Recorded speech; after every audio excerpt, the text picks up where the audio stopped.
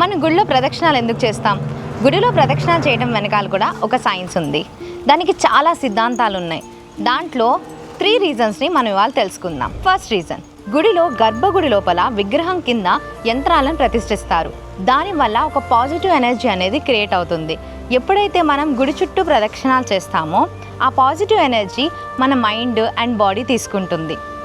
Second reason, ప్రదక్షిణ. ప్ర అంటే పాపాలను నశించడం, ద అంటే కోరికలు తీర్చడం, క్షి అంటే మన యొక్క కర్మల్ని తగ్గించుకోవడం, నా అంటే జ్ఞానాన్ని పొందడం. ప్రదక్షిణ చేయడం వల్ల మన పాపాలను తొలగించుకుని మన యొక్క కర్మ ఫలితాలను తగ్గించుకుని మనం ఇంకా జ్ఞానాన్ని పొందడానికి ప్రదక్షిణ అనేది మనకు చాలా హెల్ప్ అవుతుంది.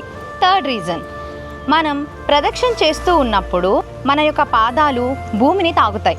సో దీనివల్ల భూమాతతో మనకు ఒక తెలియని సంబంధం అనేది ఏర్పడుతుంది.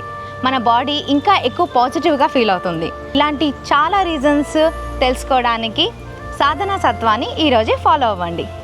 సాధనాత్ సాధ్యతే సర్వం.